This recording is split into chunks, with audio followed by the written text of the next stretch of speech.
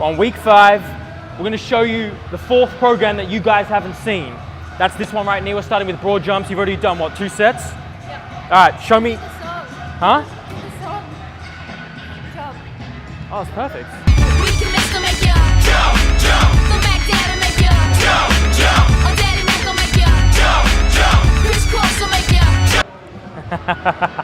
You got farther, you just didn't stick it. 4 sets of 4 barbell hip thrust, 5th week. Last 2 weeks we're doing 5 reps. 2 weeks before that we're doing 6 reps. And we're supersetting that with a fat grips 3-way pull-up, which I will show you what that means. Say what? I have a love for gymnastics. Fuck yeah. That's a good love to have, because not a lot of people like them.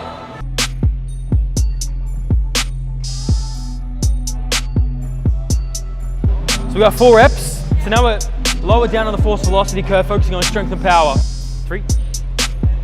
Last one, a hold. 10-second hold. 10, 9. So that looks easy first. So we're gonna go up. All right. Drop. 1. Drop. 2. Drop. 3. Drop. Hips through. Hold. Hold. Hold. 5, 4, 3, 2, 1. Rest. Fat grips are a great implement I would highly recommend to use. You can use them on anything. If you want a different variation of a movement, or if you want to make a movement harder, on any barbell lift, any dumbbell lift, you can chuck a fat grips on, and they're great. So how I've been doing this is I've been doing over, under, Yep. and then I've been doing the 2 side bars. Yep, I'm fine with that. Okay, but there's no fat grips on the sides. Oh, we just move them. Oh, okay. In 15 seconds. In 15 seconds. Yeah, in 15 seconds, that's correct. Oh, alright. And you got to think about the implements she's going to be gripping are going to be thicker, they're going to be odd, they're going to be weirdly shaped implements. Now, no, she's not going from a dead hang. Typically, yes, I would do a dead hang, but we're preparing for an imperfect competition, so the training's not going to be perfect. Up, up, up, squeeze, squeeze. So if you want a way to get like really stronger pull-ups, you can do, I got this from Charles Poliquin, like this 3-way pull-up. Look how much volume you get. That's 15, that's 19 pull-ups in about 2 minutes, and that's 1 set. By the end of this, we have what? 50 to 60 pull-ups, and that's 1 day. That's a very good way to get fucking stronger pull-ups. I think so. Let's go. Eyes forward, sternum to the bar. Eyes forward, sternum to the bar. And you're gonna hold on the last one. So you can hold right here and do a slow, long eccentric. Just get more time under tension. Nice, good. Working on clams every session. Just hitting glute med, trying to make it stronger. Just minimizes the chance of injury this way. And using as a filler, working on hand-eye coordination, proprioception. Just adding in different random chaotic external stimuluses like catching, yep. Just like trying to work on the intangibles is what I'm trying to say.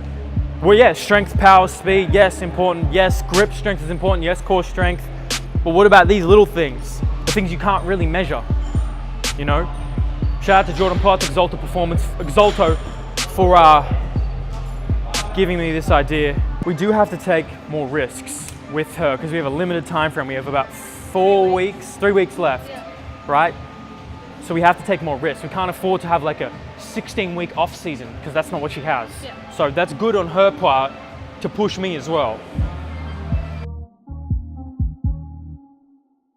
You can also do iso holds at the bottom, long eccentrics, 4 each side. I'm just watching for a knee right here. So she's very familiar with this movement. It's also called a dish in gymnastics, or a hollow holds as well. I've got it from gymnasticbodies.com, which is a great resource for bodyweight movements. Actually, I got it from Strong First, excuse me. So what I'm focusing on here is her back pressed into the floor, and I want your arms at the same level as your legs, so the same angle. So that would be dropping down your arms a little bit. Good. It's really challenging. The lower you put your arms and legs, the more challenging it becomes. So you can, just for argument's sake, lift your legs and arms, make your legs a little bit more. So then that's the very different variation you can use. If it's too hard, just bring them up. or drop the arms down. But then you can just extend your arms a little further down. Yeah, good. Keep breathing. Nice. Now she's been here for a good 30 seconds and we've moved her as well. So we're working to a different rocking progression. Not yet. Next set. How long am I holding it for? As soon as your back lifts, really. See, she's ideally we'd get to like about a minute, but she's pretty much there already. Rest. Oh, this is so low. So you remember is that it's a lot harder to rest the weight on your thigh. That's what people do sometimes. They rest the weight on their thigh with kettlebells and dumbbells, makes it easier. This is a lot harder to do that.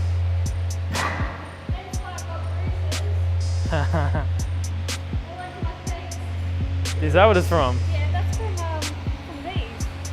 That's where my Try and hold it out. So this, it's not hitting me at all. It's not hitting me at all. It shouldn't hit you. Shouldn't hit you. That's why it was kind of odd for me to see that hit her. It should be just holding out here. Instead of leaning this way, lean the other way. We'll make it harder because her obliques will just fire up, like just the whole side of her body, just bracing her.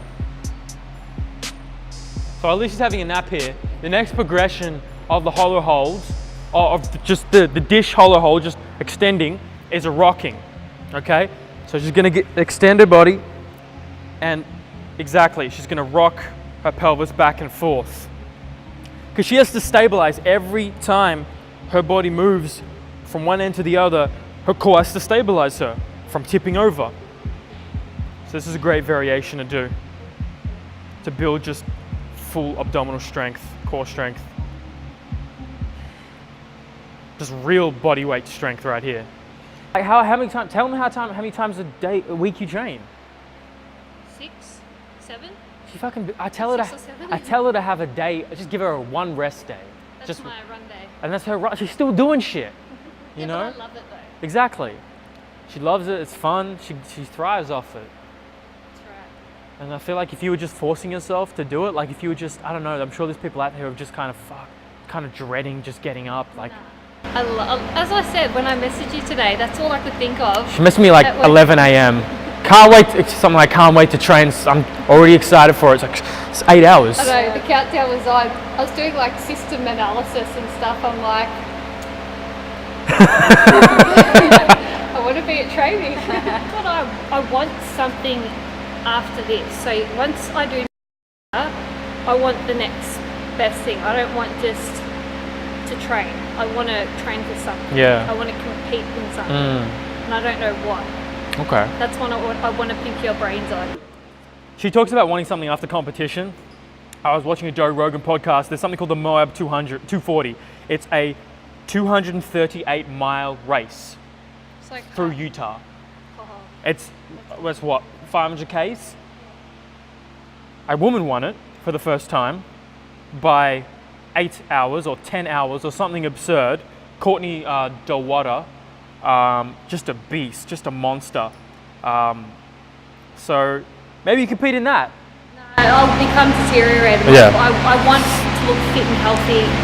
Marathon, let's look at the difference between like CrossFit athletes, sprinters versus marathoners. I get it. And it's not just the bone density, long distance. It's not, I've been there, done that. Yeah. And my bone density scared and it was reduced significantly. I got a stress fracture on my pubic bone because of it. Oh. But I was running 10K Monday to Friday. I was doing a 15K on Saturday, and then I was doing a half marathon on a Sunday. Oh yeah, you got a little bit. That's good. That's work, baby. It was just about to get worse. Hey, there's nothing pretty about, Working out hard. like, it doesn't have to be sexy, right? Everyone on Instagram is trying to look so sexy and pretty and just so perfect. This ain't perfect. No, it's not fucking perfect. But the results are pretty damn good. And she's a testament to that. Because I'm trying to think about, like, what's the work rest ratio she might get in the competition? She might get 30 seconds. I'm just thinking, like, that might be around approximately what the average athlete gets. I was watching some videos of 30 on, 15 off. They get to recuperate, readjust. Like, that sounds relatively accurate. But it's just one variation. Let's go. She's tired. She's getting tired, Shaz. Come on, Lucy. You gotta trick your brain. Your brain is powerful.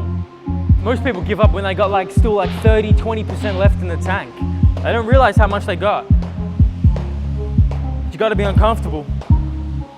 I think the stereotype with like personal trainers and coaches is like, this is all that I think we do. Just go, stop, time, done. I feel like that's the stigma. 3, 2, 1, done. Who smiles after they've done that? Lucy does, because she's fucking insane. Or she's just built for this. Done. That's week 5. Over. We'll see you for week 6. That's it. This is just work. That's it.